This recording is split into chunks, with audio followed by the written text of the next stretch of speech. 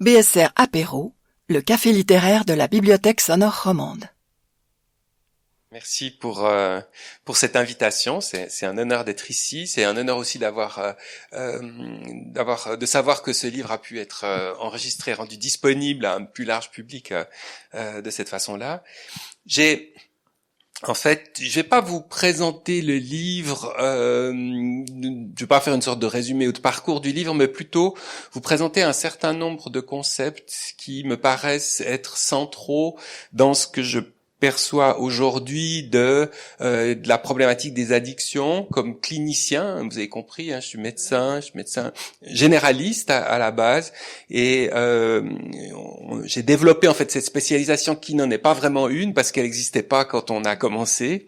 Quand j'ai fait mes études de médecine à Lausanne, il n'y avait aucun cours sur les addictions, on ne s'occupait que des conséquences, mais jamais de la cause.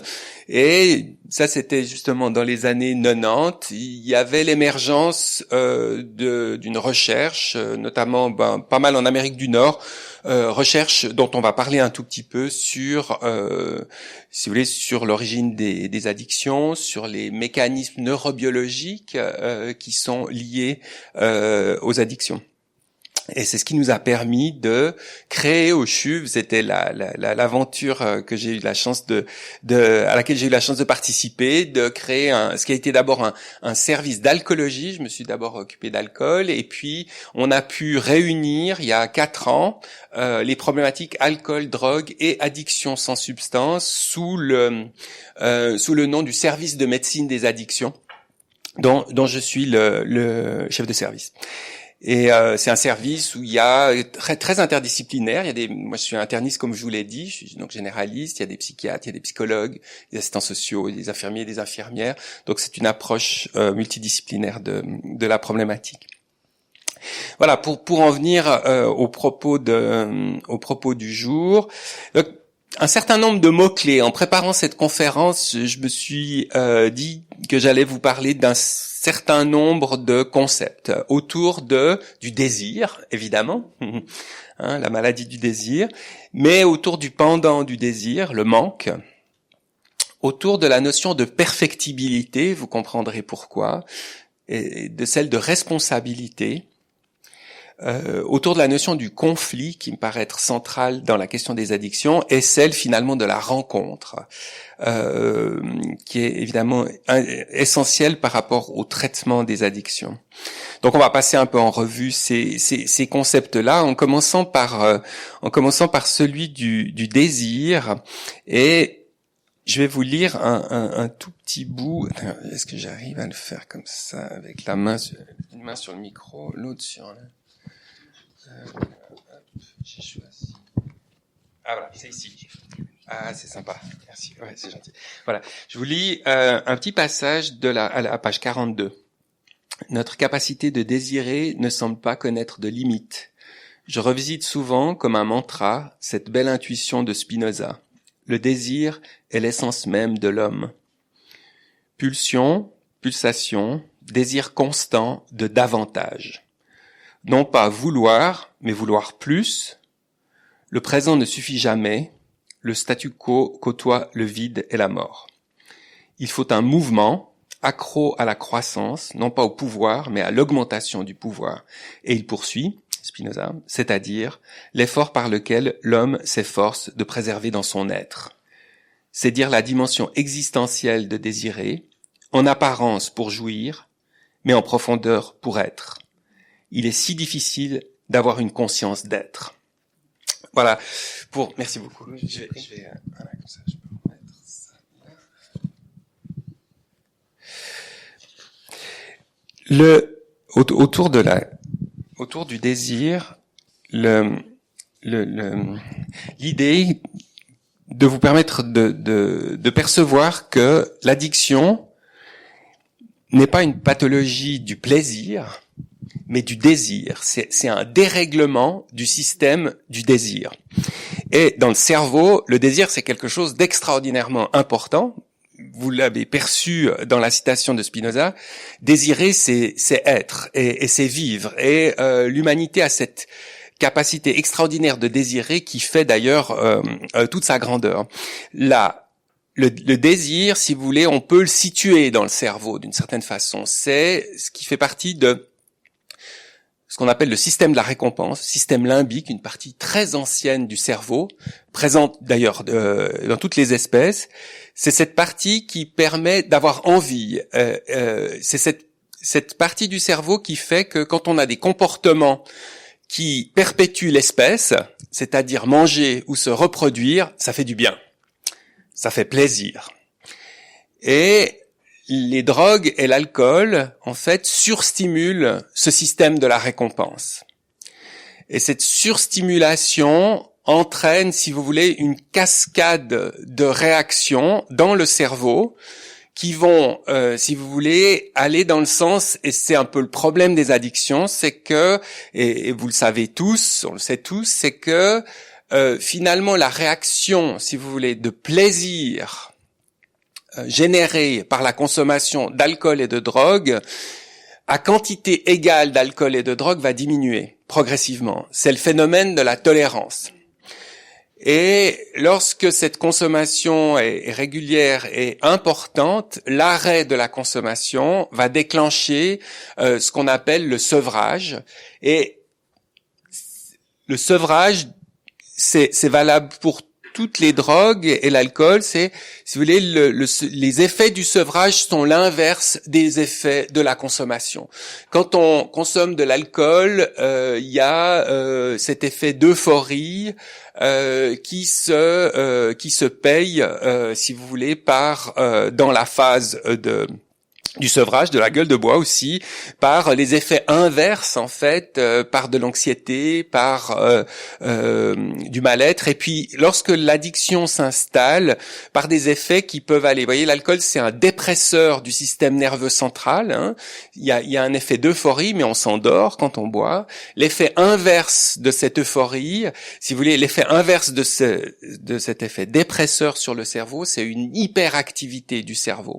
Le sevrage d'alcool se caractérise par une hyperactivité sympathico-mimétique, donc le cerveau tourne trop vite et ça donne des symptômes comme des tremblements, de l'agitation, des troubles du sommeil qui peuvent aller jusqu'à des crises d'épilepsie et des delirium tremens. C'est la même chose pour voyez, l'héroïne, par exemple. L'effet de l'héroïne, c'est un antalgique très fort, très puissant, une sensation de bien-être physique. Le sevrage d'héroïne, c'est des douleurs. C'est l'inverse. Et ça marche comme ça pour toutes les drogues. Et ce qui laisse penser que les drogues, d'une certaine façon, sont un peu calvinistes, c'est-à-dire que tout se paye. En fait, le plaisir se paye par la douleur. Avec l'alcool et les drogues, le problème, c'est que le phénomène de la tolérance que je vous ai expliqué évolue de telle façon à ce que quand on consomme trop, on n'en consomme plus pour être bien, mais on consomme pour être moins mal, c'est-à-dire pour lutter contre les effets du sevrage.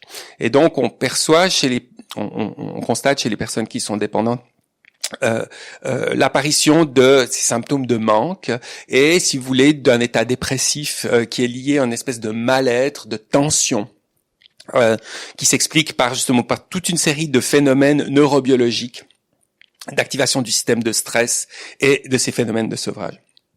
Donc, pour cette question du désir, de retenir que finalement les addictions, c'est pas une pathologie du plaisir, mais c'est une surstimulation du désir. Et ce désir, en effet, son pendant, c'est le manque. C'est le deuxième point sur lequel je voulais m'attarder un petit moment. Et puis là, je vais vous lire une citation de Joyce McDougall. Joyce McDougall est décédée, une psychanalyste d'origine néo-zélandaise, émigrée en Angleterre, qui a travaillé longtemps à Paris et qui s'est intéressée dans son travail de psychanalyste aux addictions. Et je vous cite un passage d'un livre qui s'appelle « Anorexie, addiction et fragilité narcissique », où elle dit « En résumé, la dépendance est notre destinée. De même que la lutte incessante et inhumaine que nous menons contre elle pour essayer d'y échapper. Les victimes de l'addiction sont toutes engagées dans une lutte contre les dépendances universelles propres à l'être humain. Ce qu'elle dit là, c'est une chose qui est aussi, me semble-t-il, fondamentale et que je pourrais résumer ainsi, disant que la dépendance première, l'addiction première, c'est pas l'addiction à l'alcool et aux drogues, c'est l'addiction à l'autre. Les êtres humains ne naissent pas dans des œufs. Ils sont extraordinairement dépendants des autres. Le bébé, si on s'occupe pas de lui, il meurt très rapidement. Et en fait, il a besoin de ses parents. Il a besoin de ses parents très longtemps, mais en fait, il va aussi, et on le sait tous, on en a tous l'intuition. On fonctionne très difficilement seul. On a besoin des autres. Et ce besoin, si vous voulez, se caractérise par une dépendance assez difficile à assumer, et notamment pour des personnes qui ont des relations aux autres qui se sont construites sur des sentiments d'insécurité. Si vous voulez, quand pendant l'enfance, on est victime, pas forcément d'ailleurs de drames, mais quand on a eu des parents qui n'étaient pas forcément présents, qui étaient stressés, qui étaient malades, il se crée quelque chose de l'ordre de l'attachement insécure.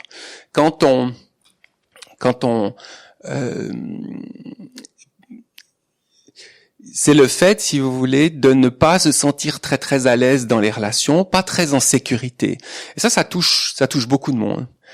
Et puis, le problème, c'est qu'encore une fois, on a besoin des autres. Et à l'adolescence, on doit s'éloigner de la famille d'origine pour se rapprocher des autres, pour rentrer dans une vie amoureuse, dans une vie sexuelle. Et ça, c'est l'histoire de la discothèque que j'évoque dans le livre. Si vous vous souvenez de vos années de discothèque, ce que je dirais moi, parce que moi j'allais au MAD à côté, et le souvenir, et c'est assez vieux, mais le souvenir que j'en ai, c'est quand même quelque chose de l'ordre de la souffrance. La discothèque, c'est assez terrifiant, et si on regarde ce qui se passe, parce que c'est le désir, mais c'est aussi le manque, c'est aussi l'échec. Et la discothèque, elle a 3 caractéristiques. Si vous voulez. C'est la musique est forte, et puis le fait que la musique soit forte, ça permet de se rapprocher. La lumière est basse, ce qui permet de se rapprocher encore un petit peu davantage. Mais quand ça suffit pas, l'alcool, là, a toute son importance. Et l'alcool permet ce côté un peu de désinhibition qui permet de se rapprocher de l'autre. Et les ingrédients, si vous voulez, de la discothèque, c'est la musique forte, la lumière basse et l'alcool, qui permettent en particulier à ceux pour qui c'est si difficile, l'attachement est si insécure, d'enfin pouvoir se rapprocher de l'autre. Et chez ces personnes, ce qu'on constate, c'est que ces premières expériences avec l'alcool sont très satisfaisantes. C'est extraordinaire d'enfin pouvoir se sentir un tout petit peu plus à l'aise dans le rapprochement avec l'autre, et ce souvenir de ces premières expériences avec l'alcool reste très fortement marqué. Et donc voilà, un facteur, si vous voulez, qui va avoir beaucoup d'importance dans le développement des addictions, de l'addiction à l'alcool.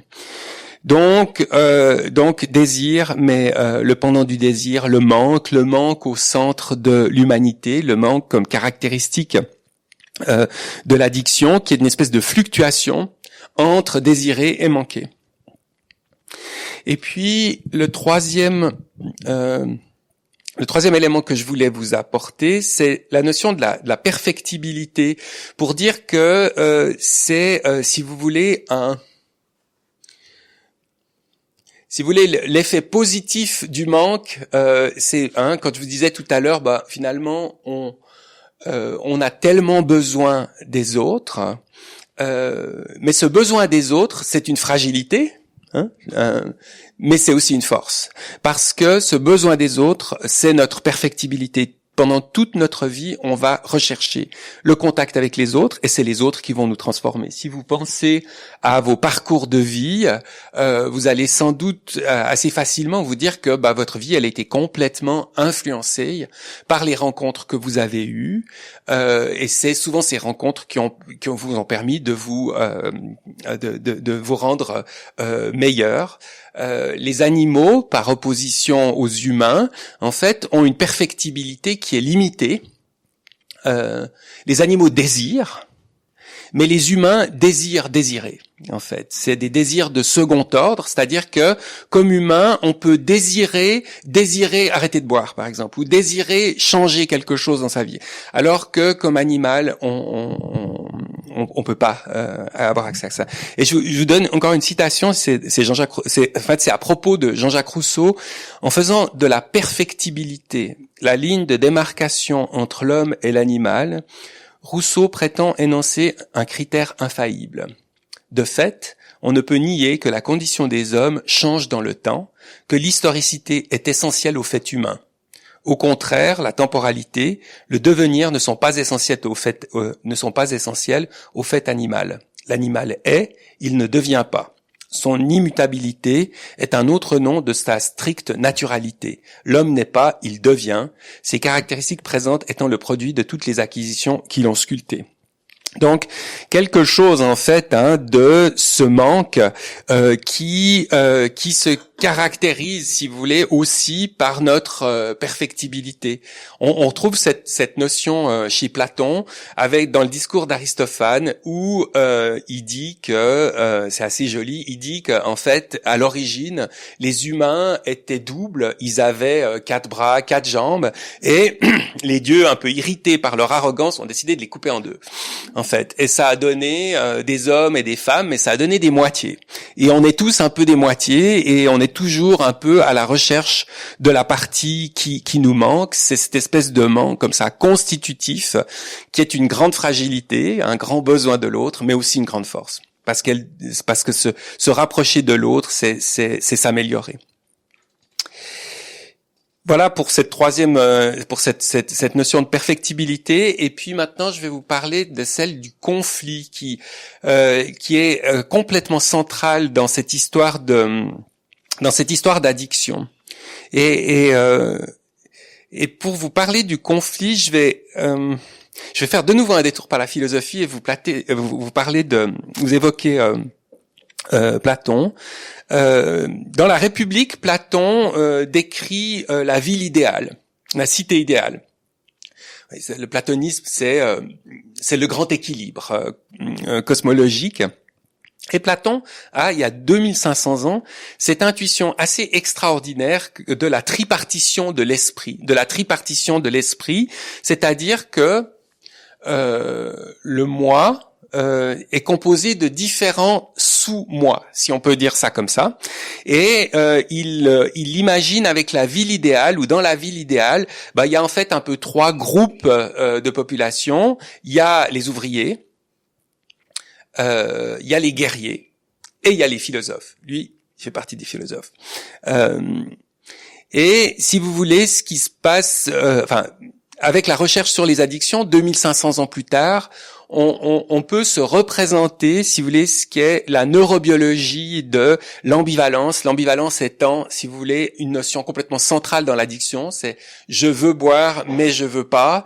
Je veux arrêter, mais je veux continuer. Je suis en conflit avec moi-même.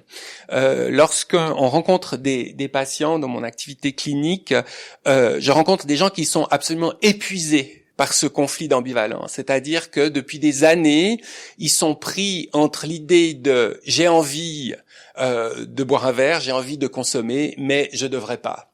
Et puis ce conflit s'aggrave par le fait que leur entourage, dans sa bienveillance, dans sa volonté d'améliorer la situation de ce proche aux prises avec cette addiction qui peut le détruire, vient un peu renforcer cette ambivalence en essayant par sa bienveillance, mais ensuite par son agacement, de faire pression en fait sur cette personne qui a une addiction, en essayant de la pousser en fait à à changer de comportement.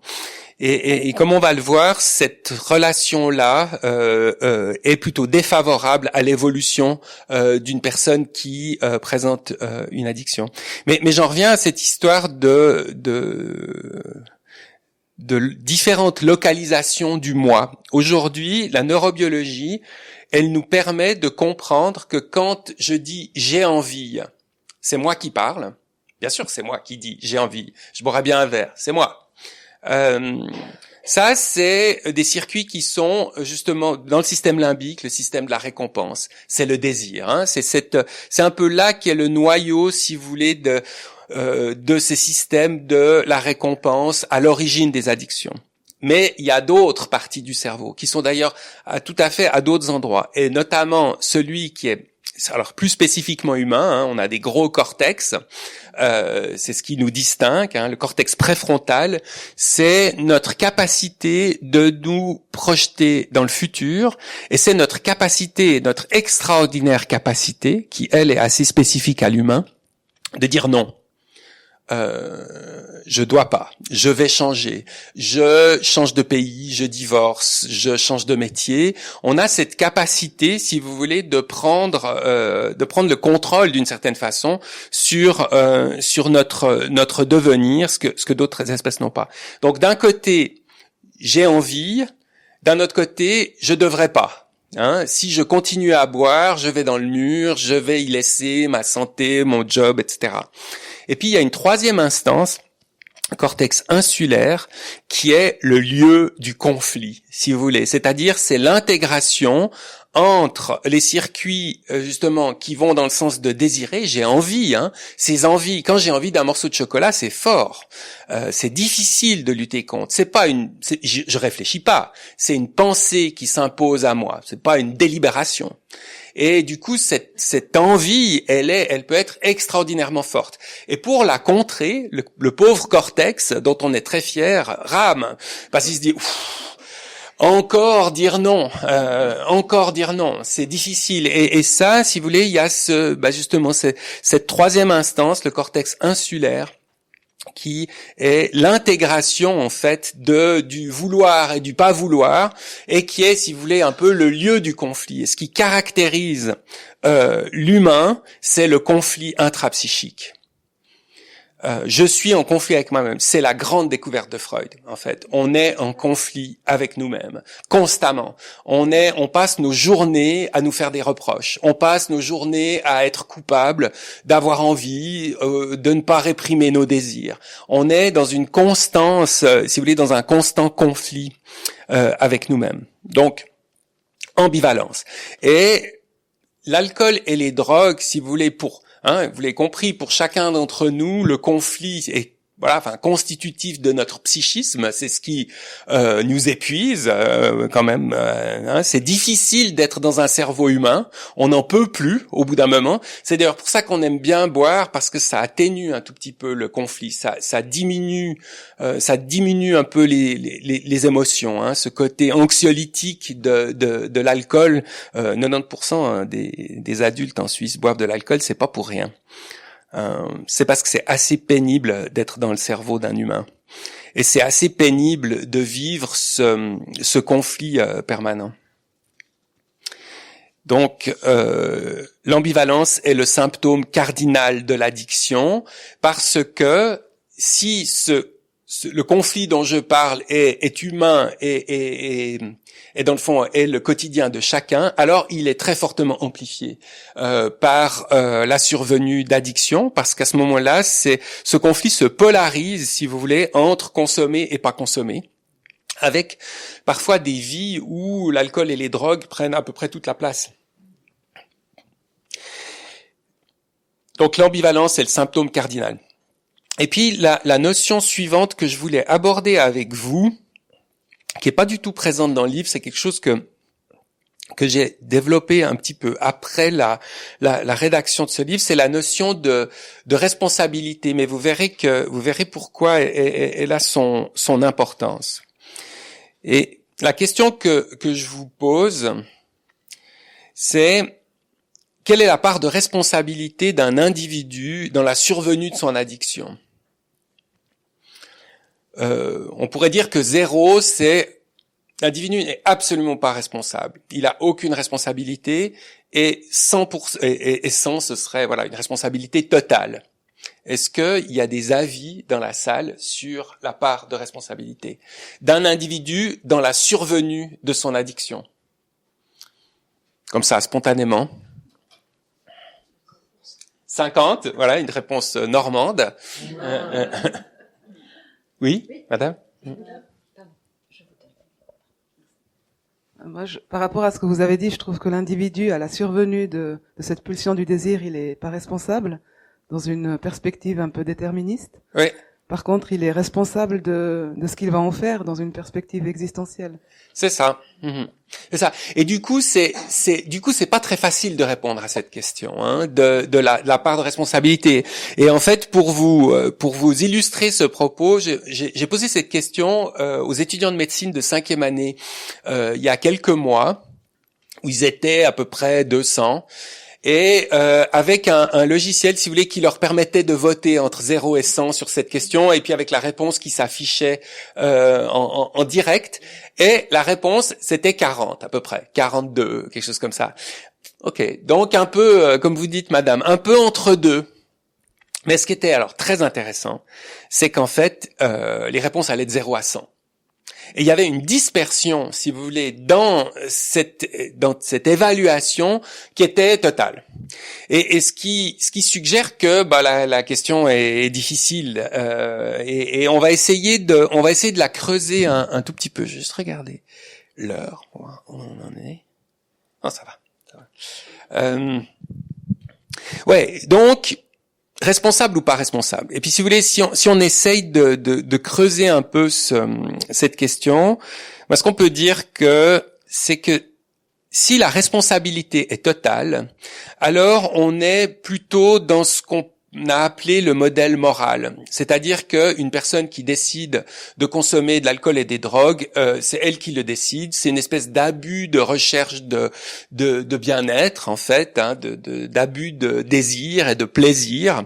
Et puis finalement, dans le modèle moral, c'est l'idée que, si vous voulez, c'est à elle c'est elle qui se détermine, donc c'est elle qui est responsable de s'engager dans ses consommations et d'en sortir également.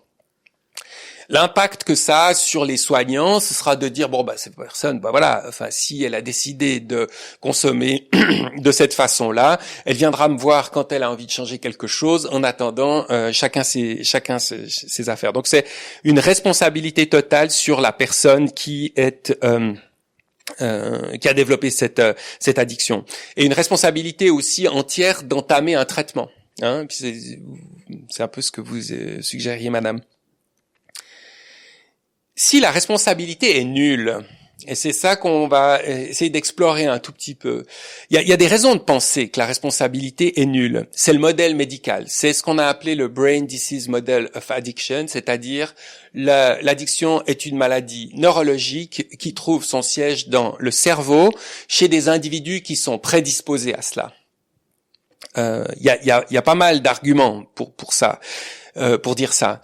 Par exemple, je vais vous en donner quelques-uns, mais pour ce qui concerne l'alcool, il y a, si vous voulez, un déterminisme génétique assez fort dans le fait de devenir dépendant de l'alcool. Si je suis le fils ou la fille parent d'un papa ou d'une maman dépendante de l'alcool, je peux avoir hérité de traits génétiques qui font que je suis tolérant naturellement à l'alcool. C'est-à-dire que quand je commence à consommer comme adolescent avec mes copains, mes copines, l'alcool, ça me fait pas grand-chose. C'est-à-dire que je bois une bière, je sens pas grand-chose. La deuxième, à peine. La troisième et quatrième, ça commence à devenir un peu intéressant. Alors que les autres, alors que mes copains, ils se sont déjà arrêtés parce qu'ils se sont sentis un petit peu mal. Hein. On a une protection biologique contre les effets de l'intoxication à l'alcool. C'est-à-dire que quand on commence à consommer, on s'arrête quand on voit qu'on va se sentir pas très très bien, quoi. Mais il peut y avoir une tolérance élevée, naturelle, acquise génétiquement, une tolérance acquise à l'alcool. Lorsqu'on a ce trait-là, en fait, on a une chance sur 2 de devenir dépendant de l'alcool plus tard. Et donc, si vous voulez, c'est pas de bol quand même. Parce qu'il y a 5% de dépendance à l'alcool dans la population, donc c'est une chance sur 20. Une chance sur 2, c'est 10 fois plus. C'est donc un déterminisme génétique assez fort. Et puis il n'y a pas que ça, parce que ce déterminisme génétique, évidemment, moi comme individu, j'y suis pour rien d'avoir ça. Et il y a d'autres facteurs qui sont des facteurs de risque de la dépendance, de l'addiction, et c'est vrai pour l'alcool et les autres drogues. Il y a des traits de personnalité qui sont très fortement associés. Il y a le fait d'avoir été victime de traumatisme infantile. Je vous ai parlé tout à l'heure de l'insécurité du lien, l'insécurité du lien est un déterminisme assez fort sur le développement des addictions.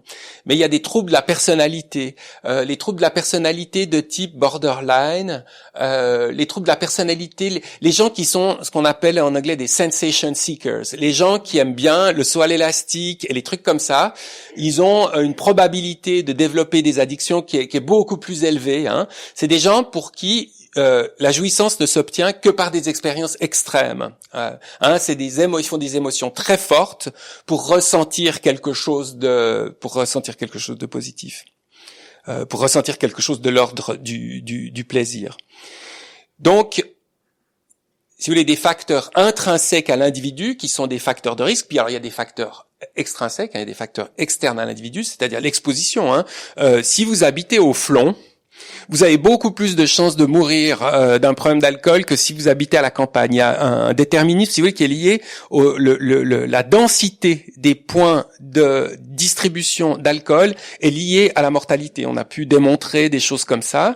Et donc, vous voyez, il y a des facteurs d'exposition dans des pays, des cultures comme la nôtre qui exposent davantage à certains produits. Ça, c'est des éléments évidemment qui sont imposés à l'individu. Donc si vous mettez tout ça ensemble, eh bien quelle est la part de responsabilité d'un individu dans le développement de son addiction? On peut partir du principe que c'est limité. C'est limité par un déterminisme et c'est limité par le fait que la nature est assez injuste puisque pour certaines personnes le risque est pas du tout le même que pour d'autres. Et un des domaines d'ailleurs dans lesquels on essaie d'être un peu d'être actif scientifiquement, c'est le fait que les personnes qui consomment de l'alcool et des drogues soient au courant de leur risque, puisqu'on est assez inégaux face au risque de développer des addictions, autant le savoir assez tôt. Donc si vous voulez une atténuation de la responsabilité, mais est-ce que pas responsable du tout? Le fait de partir de l'idée que la personne n'est pas responsable du tout, ça pose quand même un problème, parce que si je suis pas responsable du tout, alors j'ai pas non plus la capacité de réagir. Si j'ai aucune responsabilité, ça joue pas très bien, on le voit bien, parce que chez les personnes qu'on rencontre, chez nos patients, eh bien, on se rend bien compte qu'à un moment donné, il y a quelque chose de l'ordre de la décision de l'individu de faire quelque chose pour lui. Donc, la personne prend une part de responsabilité. Et du coup, tant mieux. Parce que si elle avait aucune responsabilité, alors ça nous donnerait l'argument de décider à sa place. La personne n'est pas responsable, elle n'a pas de capacité de discernement, on décide pour elle, on l'enferme. On la prive d'accès, en fait, et ça marche pas du tout. C'est des choses qui sont pas du tout efficaces. Mais on a imaginé ça à certains moments. Quand si on recule un peu dans l'histoire, 19e siècle, révolution industrielle, production d'alcool, extrêmement bon marché, partout, grande quantité. Et là, sans mesure de prévention, il y a une espèce d'épidémie de dépendance à l'alcool qui se déverse sur l'Europe, avec des conséquences absolument dramatiques. Pour vous donner un exemple, en Angleterre, on a rajouté de la vitamine B dans le gin. Pourquoi? Parce que la vitamine B est une vitamine essentielle. Dans l'alcool, il y en a pas. On trouve ça dans les aliments. l'alcool est très calorique, vous le savez, et du coup, si on devient dépendant de l'alcool, on peut ne s'alimenter, on ne peut avoir un apport calorique que sous forme d'alcool. Mais le problème, c'est que ça crée des carences vitaminiques. La carence en vitamine B fait des cécités, la maladie de Beriberi qu'on voit dans les pays en voie de développement. Et donc l'Angleterre, au 19e siècle, a choisi de rajouter de la vitamine B dans le gin, les Australiens dans la bière, et les Suisses ont interdit l'absinthe en 1906. Les Américains ont essayé d'interdire l'alcool, ont interdit l'alcool, c'est la prohibition dans les années 30, avec un résultat désastreux. Mais vous voyez, c'était on savait pas tellement bien comment faire, mais c'était vraiment l'idée d'une réaction assez morale finalement. Comment faire face à ça? Interdire. Maintenant, je vais revenir encore un tout petit peu sur l'histoire de la question de la responsabilité, en se posant la question de savoir si on peut délibérer. Est-ce qu'on délibère? Est-ce qu'on choisit? Est-ce qu'on choisit de boire, de pas boire, de prendre des drogues ou d'arrêter d'en prendre? Et on peut se poser la question avec le modèle animal. Est-ce que les rats délibèrent? Est-ce que les rats délibèrent?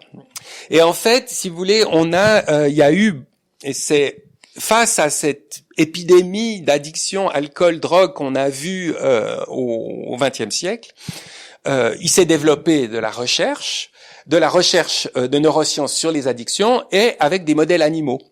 Et on a réussi, assez facilement d'ailleurs, à rendre des souris et des rats dépendants. Alors, ils n'aiment pas tellement l'alcool. Les rats n'aiment pas l'alcool, mais par contre ils aiment bien la morphine, ils aiment bien la cocaïne aussi, et donc c'est assez facile de les rendre dépendants de la morphine et de la cocaïne. Et puis, si vous voulez, vous avez peut-être vu des images de ça, des petites cages dans lesquelles, si vous voulez, accès à une boisson sucrée versus un levier qui délivre une boisson sucrée versus un autre levier qui délivre une boisson mélangée avec de la morphine et de la cocaïne, ou de la morphine ou de la cocaïne, c'était fait avec les deux. Et puis on s'aperçoit que les rats, ils appuient de plus en plus souvent, ils choisissent de plus en plus souvent la drogue par rapport à l'eau sucrée. Ils aiment bien le sucre, mais ils préfèrent la drogue. Et puis ils appuient de plus en plus, ils augmentent les consommations. Donc on voit très bien qu'il y a quelque chose de l'ordre de la tolérance, du sevrage.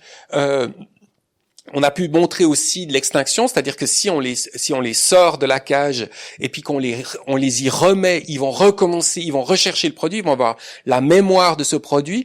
Donc on a réussi, si vous voulez, assez bien à montrer que les rats, on a réussi, si vous voulez, à reproduire le modèle de l'addiction sur des animaux.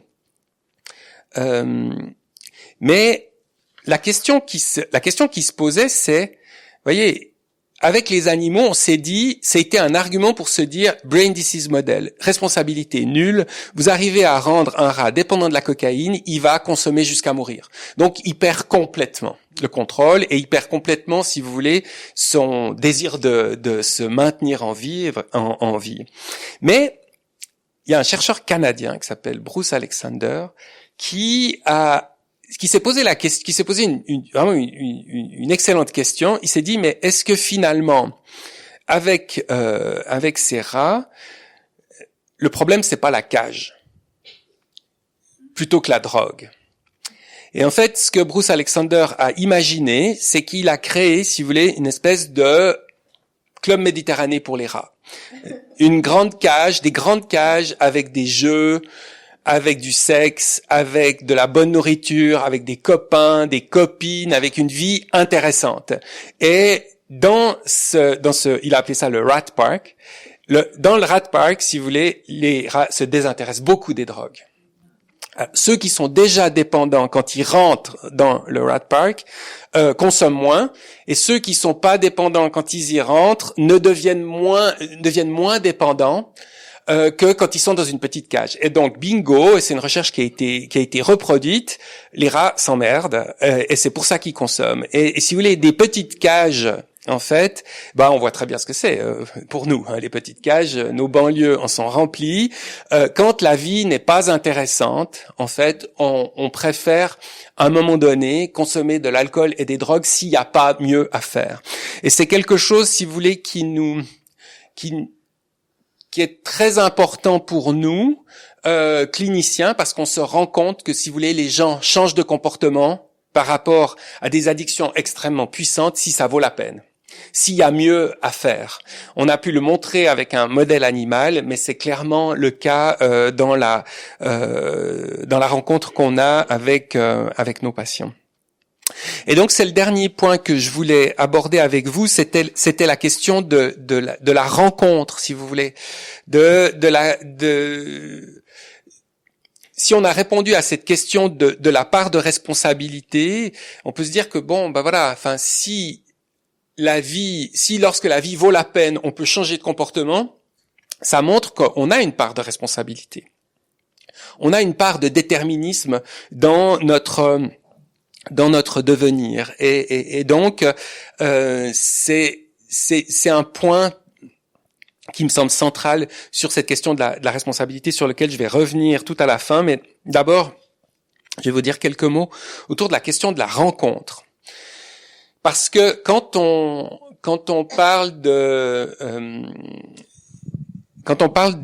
outils de traitement des addictions,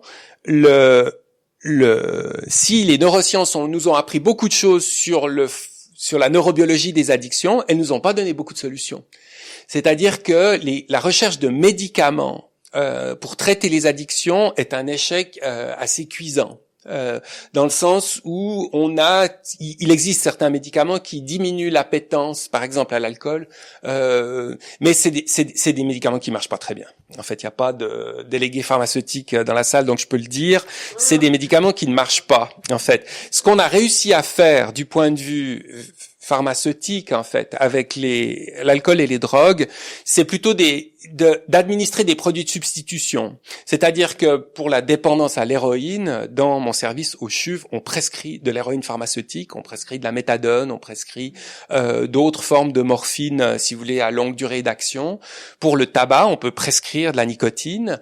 La nicotine n'est pas toxique en soi, c'est les produits c'est les autres composants du tabac qui sont toxiques. La nicotine est addictive, mais elle n'est pas toxique. Les opiacés, s'ils sont administrés, les opiacés posent toutes sortes de problèmes quand même, mais ils sont pas vraiment toxiques. Ils sont toxiques en aigu si on en administre trop, ça fait des overdoses, on le sait bien, mais ils ont pas, si vous voulez, l'alcool est un inducteur l'alcool est cancérigène. L'alcool est cancérigène, le tabac fait des maladies artérielles et est cancérigène également. Les opiacés le sont pas, quoi. En fait, ils sont ni cancérigènes, ils posent pas de problème non plus ils favorisent pas les maladies cardiovasculaires. On voit d'ailleurs des gens qui ont j'ai travaillé aux États-Unis, il y avait, je me souviens, des patients âgés qui avaient fait la guerre du Vietnam, qui étaient devenus dépendants des opiacés et qui avaient 60, 70 ans, qui étaient en assez bonne santé, en fait. Parce qu'ils avaient, ils avaient été substitués en opiacés toute leur vie, mais s'ils étaient non-fumeurs, ils étaient en assez bonne santé, en fait. Donc voilà, pour dire un mot là-dessus, mais là où je veux en venir, c'est sur la relation, sur la relation qui soigne. Parce que vu qu'on n'a pas de médicaments, alors les substituts, ça nous aide beaucoup parce que ça permet d'éviter la rue, la place de la Riponne, les contacts avec la délinquance liée aux consommations, les aiguilles sales, etc. Et ça nous aide beaucoup, mais ce qui nous aide vraiment, c'est la relation. Et ce que je veux vous dire à ce sujet, c'est que la recherche sur la psychothérapie montre que les psychothérapies sont efficaces. Et quand on essaye de savoir quels sont les ingrédients de l'efficacité des psychothérapies, c'est beaucoup plus compliqué.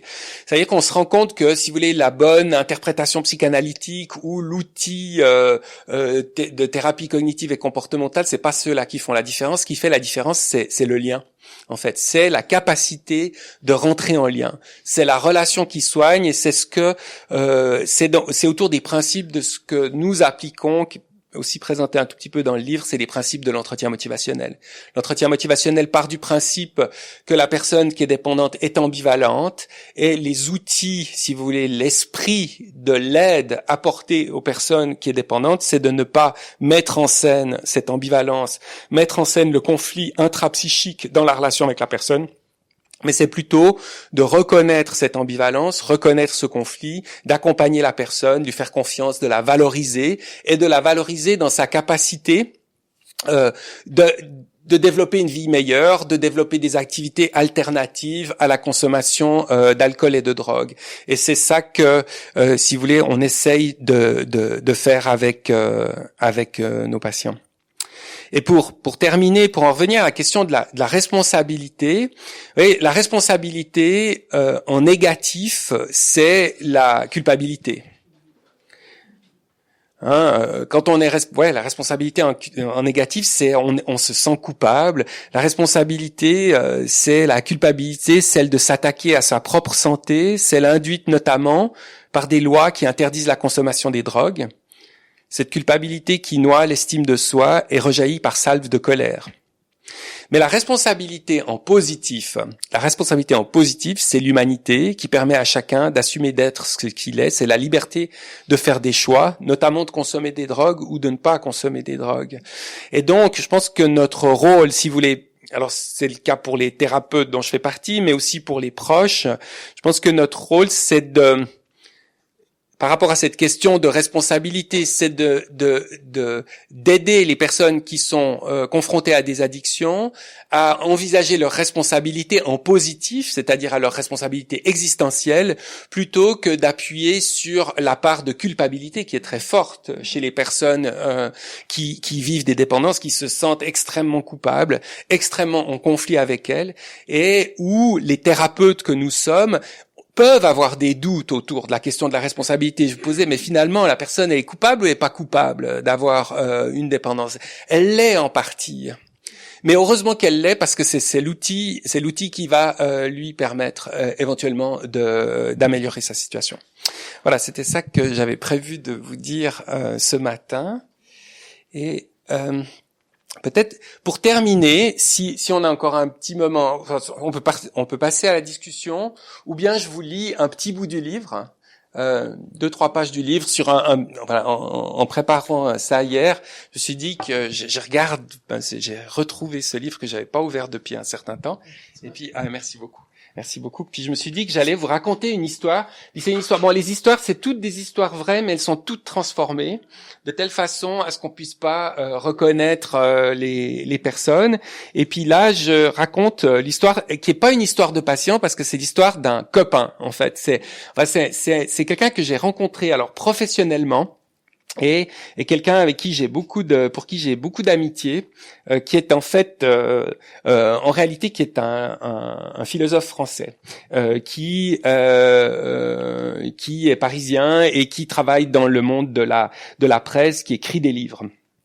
Alors là, dans ce chapitre, il s'appelle Bertrand. Et donc je l'ai appelé Bertrand, il s'appelle pas Bertrand. Et le chapitre, c'est Bertrand, ne pas se fier à une première impression. Je sympathise avec Bertrand, rencontré parmi un groupe d'amis à Genève. En fait, je l'ai rencontré à Paris avec Alexandre Jolien. Il trouve amusant que je m'occupe d'addiction et me propose de me raconter son histoire. Nous décidons de dîner ensemble. Il a 43 ans et je me dis, tiens, un de plus. C'est dans les revues scientifiques l'âge moyen des personnes dépendantes à l'alcool. Étonnant. L'âge où ça tourne au vinaigre, où les dégâts prennent doucement le dessus sur les bonnes choses de l'ivresse. Il me raconte que, depuis bien longtemps, il s'offre une bonne rasade de vin au repas et enchaîne facilement avec quelques grandes bières le soir. Les quantités ont augmenté doucement mais sûrement au cours des années. Je me dis qu'il est sur la mauvaise pente. Je creuse, un père dépendant de l'alcool, une psy qui lui a dit qu'il était un peu borderline, il a la séduction à fleur de peau et la rupture amoureuse fréquente. Bertrand vit des histoires passionnelles, c'est la sensation forte qui compte pour bien jouir. Il aime les femmes, le sexe et les alcoolémies au plafond. Pour que le plaisir soit intense, après avoir beaucoup bu, il fonce sur son petit vélo dans la nuit pluvieuse. C'est vrai ça. Comme Duras, il a su qu'il allait devenir dépendant au premier verre. L'ivresse est trop bonne. Il avait de quoi se méfier. Son enfance a été marquée par un drame. Il en faudra des hectolitres pour soulager la douleur. En fait, il a trouvé son père suicidé. Qui avait un problème d'alcool. Au total, les mauvais gènes et une plaie qui ne cicatrisera jamais complètement. La coupe est pleine, Non, pas tout à fait. Sa personnalité fait de lui ce qu'on appelle un chercheur de sensations fortes. Je vous ai dit tout à l'heure, sensation seeker. Si l'examen médical s'en tient à cela, c'est clair, il a une addiction avec des facteurs de vulnérabilité. Je me dis qu'il est vraiment mal parti, mais je n'ai pas encore fait l'inventaire de ses forces. Et des forces, Bertrand en a d'immenses. Scénariste talentueux, il impressionne par une énergie hors du commun, par une écriture en même temps légère et grave, qui sait décrire les recoins les moins glorieux du psychisme de ses personnages. J'ai l'impression que tout ce qui le prédestinait à la déchéance alcoolique, il en fait des petites merveilles, des textes subtils et profonds, pétillants d'intelligence. Orphelin, il n'a pas d'histoire verticale, pas d'ancrage dans le sang des parents. Le risque, c'est de perdre pied, de s'envoler et de mal atterrir. Face à Bertrand, je me sens un peu couard. Mes parents, petits bourgeois angoissés et aimants, m'ont construit un nid semé de crainte et d'inhibition qui se paye par une audace de pré-retraité et par un vertige qui n'a pas besoin des Alpes pour s'exprimer. C'est vrai que j'ai le vertige. Je dois sans doute me méfier d'autant plus des addictions. Je n'ai pas l'énergie et la créativité de Bertrand pour faire face à la puissance de la vague du désir. Il dégage une force de vie à tout péter, il a tricoté une solution avec ses zones de fragilité. Si je m'étais accroché au premier portrait, à la seconde ou à la troisième impression, je me serais complètement trompé. Il fallait aller plus loin, comprendre de quoi l'alcool est le symptôme, de quoi il est le mécanisme adaptatif, et cheminer pour raconter une histoire plus complexe, plus profonde, plus belle. L'anamnèse médicale se veut concise, rationnelle, comptable. Les addictions s'ancrent dans la culture médicale. Le diagnostic F10 de la classification internationale des maladies. Pathologie psychiatrique, point barre. S'arrêter à cela serait ignorer que les addictions sont des maladies du désir et de son pendant, le manque. Ce serait ne pas voir que le désir est notre condition. Lorsqu'on est doté des gènes qui favorisent, lorsqu'il faut grimper sur les toits pour éprouver des frissons de plaisir, lorsqu'on a morflé et que les blessures psychiques cicatrisent mal, les addictions sont autant de tentatives d'aller mieux. Difficile d'y échapper. Ce que la rencontre avec Bertrand enseigne, c'est qu'il faut aller chercher les pépites, ne jamais s'en tenir à la première impression, mais creuser, creuser et creuser encore. Être curieux et comprendre que les manques et l'incomplétude sont des sources sont des sources vives d'énergie et de créativité. Nous sommes liés à notre condition. Il nous reste à surfer avec la dépendance et avec la belle formule de Nietzsche d'accoucher d'étoiles qui dansent. La rencontre du scénariste est d'une grande profondeur pour l'addictologue, sorti, grandi, bluffé et un peu groggy d'une soirée de décembre arrosée et pluvieuse. Voilà, merci.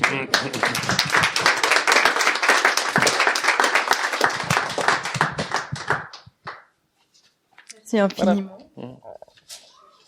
Je vous passe le micro pour les questions. Merci de dire votre nom. Merci. Ça marche? Ah bon. Moi, j'aimerais remercier Jean-Bernard Despennes. Ah oui, c'est Francine. Hein. C'est donc moi qui ai lu son livre. Et je commencerai par une boutade. Il y avait un médecin dans le Gros de Vaud qui était aussi vigneron. Et puis les vignerons disaient, on espère qu'il est meilleur médecin. Et puis, une fois, je me suis trouvée avec des médecins qui ont dit, on espère qu'il est meilleur vigneron. Et moi, je dois avouer que quand j'ai lu votre livre, je me suis dit que si vous étiez aussi bon écrivain que médecin, on avait beaucoup de chance de vous avoir comme chef du service d'addictologie. Merci. Et ce matin, je découvre aussi un orateur que j'ai eu beaucoup de plaisir à entendre. Donc, merci beaucoup. Et peut-être ma question, je crois que l'addictologue, vous l'avez bien montré, mais c'est l'écrivain qui m'intéresse. Comment on passe d'un cabinet de médecin à entendre des gens à l'écriture, et qu'est-ce qui a fait qu'à un moment donné, je crois que vous le dites un peu dans votre livre, mais concrètement, comment vous avez fait pour écrire ce livre qui est bien écrit par ailleurs? Merci beaucoup. Si vous voulez, à un moment donné, en fait, depuis très longtemps, dans le métier que je fais, il y a un certain intérêt du grand public par rapport aux addictions, aussi un intérêt politique, et ce qui fait que j'ai été confronté, si vous voulez, à des interventions auprès du grand public, mais avec cette idée depuis le début que la perception du grand public autour des addictions est souvent assez simpliste. Elle est un peu, vraiment, elle est sans nuance et sans la complexité et la richesse en fait par exemple du texte que je viens de vous lire, hein, d'individus. Si vous voulez, les patients que j'ai rencontrés sont des gens extraordinaires et d'une grande diversité, d'une grande richesse. Et ça m'a amené à, je voulais pas. Alors, ça m'a amené à vouloir écrire et puis à raconter des petits bouts de consultation. Et si vous voulez, vous parliez du vigneron et du médecin. Moi, une des raisons qui m'a tenté aussi, hein, de parler au grand public, c'est parce que je pensais que c'était nécessaire, mais aussi parce que je pensais que ce que faisaient mes collègues, c'était pas terrible. C'est-à-dire que quand les médecins écrivent pour le grand public, la tendance, c'est de faire une espèce de vulgarisation de textes médicaux, et c'est absolument imbuvable en général. Et j'avais regardé un petit peu ce qui s'était fait dans le domaine des addictions. Alors il y a peut-être des choses meilleures maintenant, j'ai pas tout vu, mais en gros, je trouvais qu'il y avait la place pour autre chose. Et puis donc il y a eu, si vous voulez, une collection, non pas de ce que les médecins font souvent, c'est qu'ils racontent des vignettes cliniques. Donc ils racontent des histoires de patients de manière assez standardisée. Et moi je voulais plutôt raconter des moments de consultation, des moments qui m'ont plu, des petits éléments qui, si vous voulez, évoquait la richesse des gens que je rencontrais. Et puis j'ai collectionné, mais alors d'une manière complètement désordonnée en fait, hein, parce que c'était une série de patients que j'ai vus, c'est peut-être collectionné ces textes pendant 2 ans peut-être. Et puis donc il y avait ces textes de petits portraits comme ça. Et puis d'un autre côté, alors il y avait de l'écriture autour de ce qui est dans le fond le reste de ce texte, c'est-à-dire une perception sur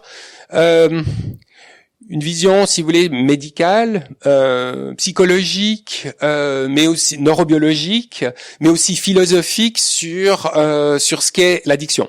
Et puis c'est donc des textes qui étaient complètement séparés les uns des autres. Et puis il y a eu en fait cette rencontre avec Alexandre Jolien, avec qui on a beaucoup parlé de cette question d'addiction, mais aussi beaucoup parlé de livres en fait et d'écriture. Et lui m'a encouragé à écrire et en fait m'a permis de rencontrer Mohamed Aïssaoui, qui est en fait journaliste littéraire au Figaro, qui est un auteur aussi de romans et de documentaires, et qui, si vous voulez, lui a fait des ateliers d'écriture. Et voilà, enfin j'ai pas fait d'atelier d'écriture avec lui, mais par contre on a engagé une discussion, et lui m'a aidé en fait à mettre ensemble ces textes. Et la question c'était de se dire, avec en fait ce qui était une espèce de puzzle de petits textes comme ça, de ces petits textes cliniques et plutôt des commentaires, de me donner des conseils sur la manière de mettre ça ensemble et puis d'en faire un livre. C'est lui aussi qui m'a aidé avec la question de l'éditeur en fait. C'est lui qui a envoyé à la thèse, en l'occurrence. Donc c'est ça l'histoire.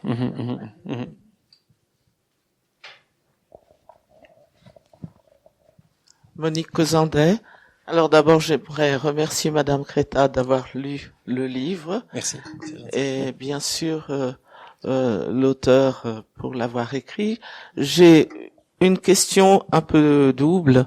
Dans votre livre, vous dites que les personnes atteintes d'addiction, enfin qui ont de l'addiction, vous les encouragez à évoluer par elles-mêmes, hein. C'est-à-dire oui. Elles peuvent retomber dans une addiction, reprendre, etc. C'est un peu votre philosophie. Alors, quelle approche avez-vous avec les alcooliques anonymes qui disent je suis alcoolique, je ne boirai plus jamais. Oui. C'est très dur comme philosophie. Et puis quelle approche avez-vous avec, maintenant il y a la ville de Lausanne qui a ouvert un local qui s'appelle Cannelle. Oui. Voilà, et qui vend, je crois, je passe tous les jours devant, mais je ne sais pas comment il fonctionne, du cannabis sous contrôle, etc.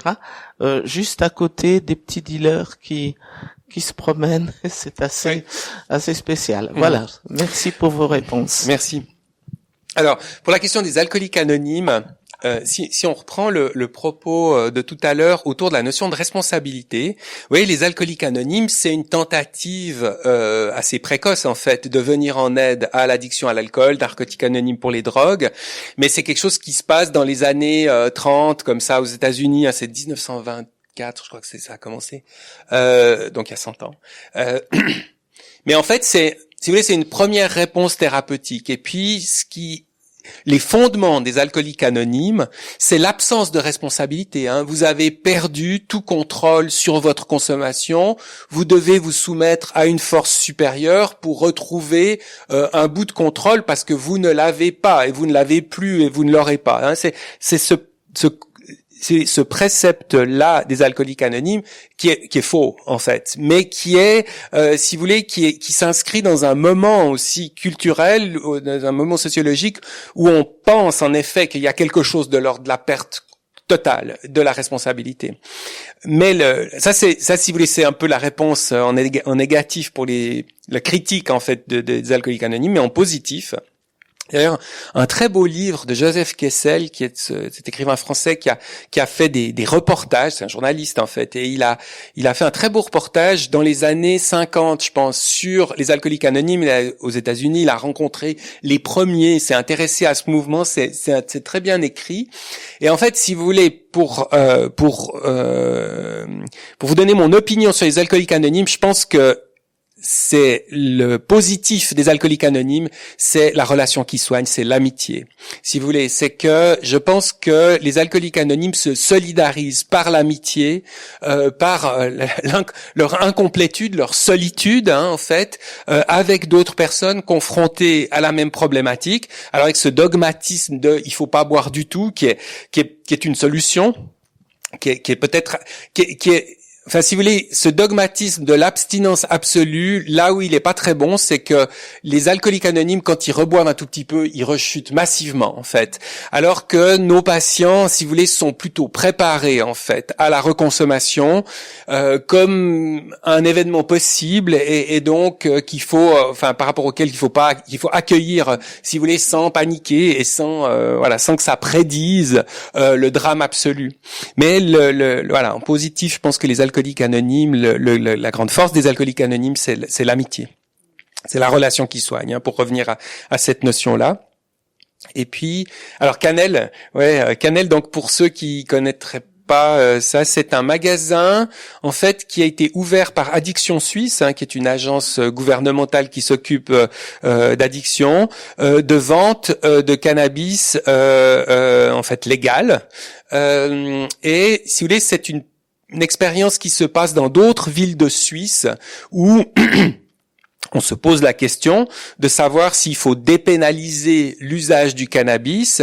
Et si vous voulez, les principes derrière cette expérience, c'est le fait que vendre du cannabis, vendre du cannabis légal, c'est sortir de l'illégalité, c'est sortir du deal, c'est sortir, si vous voulez, c'est diminuer un marché des drogues qui est lié à des mafias, qui est lié à de l'argent défiscalisé, qui, si vous voulez, alors à l'échelon mondial est un trafic, si vous voulez, qui a des effets secondaires absolument épouvantables qu'on sait, notamment sur le marché de la cocaïne et de l'héroïne, avec une délinquance, une mortalité, des mafias, des gangs, etc. Donc ça c'est pour dire un mot politique autour de, si vous voulez, de l'intérêt de la dépénalisation de l'usage des drogues, parce que la prohibition et si vous voulez, la répressivité de l'usage des drogues est plutôt négatif. L'avantage de la vente légale de cannabis, c'est que c'est des produits qui sont contrôlés, hein, c'est du cannabis bio, en fait, fabriqué en Suisse, dont le contenu en THC, donc la substance active du cannabis, le tétrahydrocannabinol, est connu. Donc vous achetez un produit bio de qualité dont vous connaissez la composition et qui permet l'avantage c'est de savoir ce qu'on achète, alors que si vous achetez chez les dealers d'à côté, vous saurez pas du tout quoi. En fait, vous saurez pas du tout ce que vous achetez.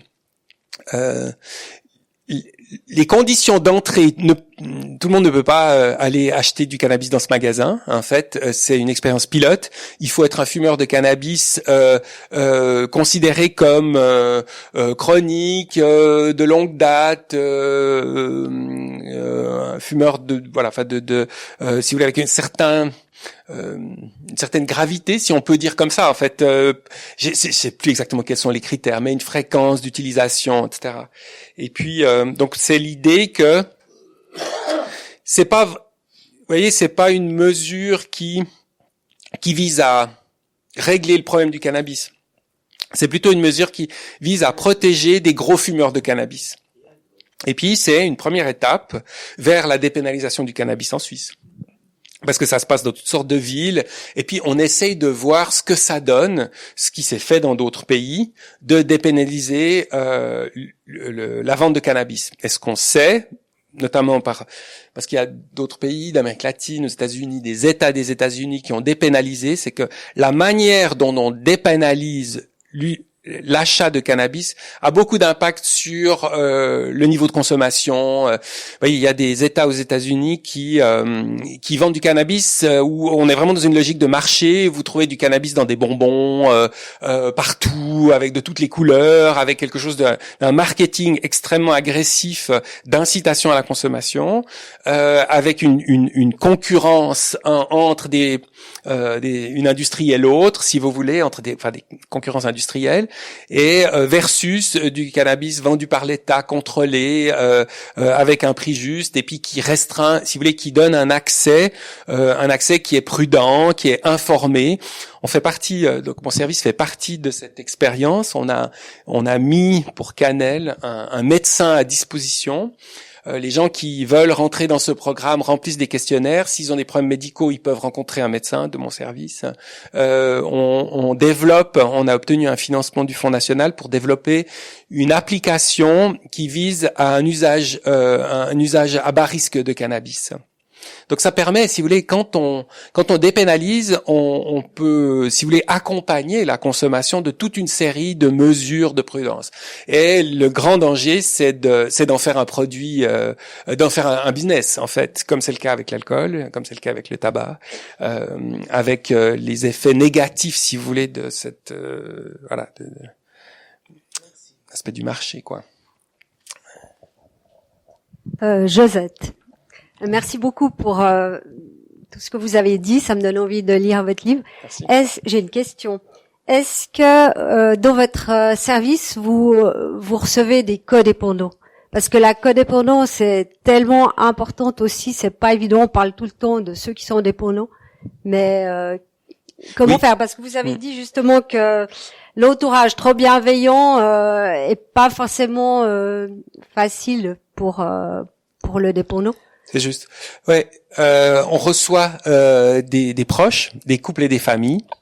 Ils appellent pas forcément des codépendants, mais c'est vrai que c'est une notion qui est connue. Mais on a, si vous voulez, il y a un peu deux modalités. C'est-à-dire qu'il y a dans le service des psychologues qui reçoivent des proches, qui sont dans des situations de souffrance induites par le fait d'avoir un parent, un conjoint, etc. Dépendant. Ça, c'est un cas de figure. L'autre cas de figure, c'est que quand on voit des patients, on leur propose toujours de venir avec leur conjoint, avec éventuellement leurs enfants, parce qu'on sait que c'est ce que j'évoquais tout à l'heure, c'est que si vous voulez, les proches sont extraordinairement importants dans le rétablissement d'une personne qui a une dépendance, mais peuvent aussi contribuer à l'aggraver. Et ça, je l'ai évoqué tout à l'heure, c'est cette notion assez simple finalement que quand on est ambivalent, si j'hésite, j'arrête pas. S'il y a quelqu'un qui me dit mais arrête, alors j'ai plus envie d'arrêter. En fait, si j'hésite entre aller passer mes vacances au Portugal ou en Italie, et si vous me dites que vraiment le Portugal c'est nul, il y a de fortes chances que j'y aille. On n'aime pas trop perdre de la liberté sur le choix et en fait dans ces histoires d'addiction il faut respecter, si vous voulez, cette ambivalence. Et donc ce qu'on fait, c'est qu'on essaye dans les consultations de couple et de famille, de permettre aux proches d'abandonner en fait cette position de contrôle. de se faire respecter en tant que proche. Moi, c'est pas marrant de vivre avec quelqu'un qui est sous l'effet de l'alcool tout le temps, donc je supporte pas, je le dis, je peux dire que voilà, enfin dans ces moments-là, j'ai pas envie d'être là. Enfin, on peut essayer de mettre en place un certain nombre de mesures, mais ce qu'on essaye de faire, c'est d'éviter que les gens fassent trop de pression. Cette pression qui part de la bienveillance, mais qui finit, si vous voulez, en conflit en général. Les gens, je dirais, les gens qui se sont sortis d'histoires d'alcool et de drogue disent souvent que c'est grâce à leurs proches. Aussi, hein, c'est grâce à la bienveillance, grâce à l'amour, grâce, etc. Et vous voyez, c'est pour ça que c'est assez. Je peux juste compléter. Il y a aussi un groupe de parole. Pardon, Francine. Peut-être que vous l'avez envoyé. Il y a, oui. Pour compléter il y a un groupe sur pour les cette proches, c'est un question, groupe de il y a parole, un groupe de parole des proches. Au service d'addictologie. Ouais. C'est la même histoire que, enfin, c'est les proches peuvent avoir des consultations individuelles ou en groupe. J'ai pas dit. Ouais. Alors, Leïla, merci beaucoup pour ce magnifique livre et cette belle intervention. Moi, j'avais 3 questions. Si Ça fait beaucoup. Alors, la première, c'est une remarque question, c'est-à-dire je trouve très beau cette approche qui parle finalement au-delà de la question de l'addiction et puis de la maladie du désir, mais de la maladie d'être vivant, de la condition humaine. Oui. Et par rapport à cette question du déterminisme et du libre arbitre, enfin, quelle est notre part de responsabilité et de choix. Et donc je voulais savoir, c'était ma première question, si votre approche s'inscrit dans une approche plutôt humaniste. Oui, et alors complètement. Et d'ailleurs, vous dans le livre, vous verrez, hein, il y a des notions autour de l'entretien motivationnel, qui est un outil thérapeutique qu'on utilise depuis une vingtaine d'années. Et en fait, c'est une approche rogerienne. Et Rogers, c'est la psychothérapie humaniste. C'est cette psychothérapie qui part du principe que les ingrédients de l'efficacité de la psychothérapie, c'est le lien, c'est la curiosité, c'est l'inconditionnalité de l'accueil. Donc c'est absolument, on est, si vous voyez, c'est les valeurs qui président à notre approche thérapeutique sont des valeurs rogeriennes humanistes. Parfait, merci. Et puis la seconde question, c'était par rapport, vous avez évoqué le terme de bénéfice adaptatif ou de mécanisme, enfin qu'il y avait aussi un mécanisme adaptatif. Oui. Donc dans la consommation, par exemple, d'alcool, et je trouvais intéressant parce que pendant longtemps, ça a été, on soignait entre guillemets le symptôme, on s'intéressait beaucoup aux symptômes. Oui. Alors que finalement il y a une problématique qui est ailleurs. Alors vous citiez l'ennui, les difficultés, la cage, cette image de la cage. Est-ce qu'aujourd'hui on est encore beaucoup dans des approches où on se concentre, on se focalise sur justement le symptôme, où ça peut être vu vraiment comme aussi un mécanisme adaptatif qui permet à des individus de pas passer à l'acte sur d'autres registres. Oui. C'est vrai que c'est dans les milieux du traitement des addictions, on est assez focalisé sur la consommation, mais je pense historiquement. Mais il y a quelque chose qui s'éloigne de ça aujourd'hui, et notamment dans tout ce qui se situe autour des traitements des addictions aux opiacés, où les sevrages sont très compliqués. On a un peu abandonné l'idée que les personnes doivent arrêter de consommer, parce que parfois c'est impossible. Et donc on est plutôt dans une approche de type, ça s'appelle le modèle du rétablissement, où la question c'est pas tellement que les gens arrêtent de consommer, c'est qu'ils aillent mieux. Et qu'en fait, si vous voulez, pour ce qui est de la question des drogues, c'est que les drogues ne prennent pas toute la place, et puis que les personnes puissent avoir des activités éventuellement professionnelles, enfin familiales, autres, etc. Et donc il y a quelque chose qui va dans le sens de s'éloigner de la question du produit. Et si vous voulez aussi, ce que je dirais, c'est que en général, s'agissant d'alcool, les gens qui arrêtent de boire en général, ils sont assez contents, en fait, mais pas toujours. Ils vont pas toujours bien. Il y a des situations où en fait il y a des souffrances psychiques et si vous voulez, des maladies psychiatriques aussi parfois qui sont aggravées par l'arrêt de l'alcool. Et donc ça nous oblige à une certaine prudence en fait, parce que si on est des espèces de militants, vous voyez, de militants de l'abstinence, on peut se tromper.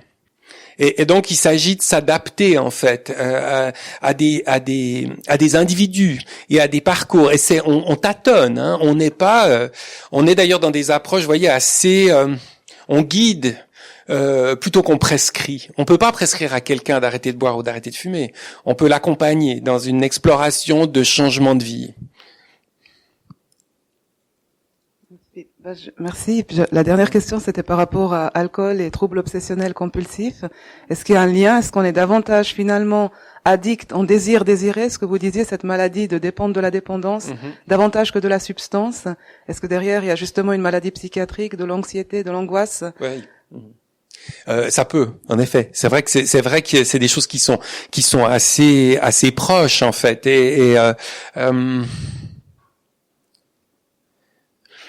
Les addictions, ça remplit la journée, ça occupe l'esprit, ça diminue les pensées négatives, et donc ça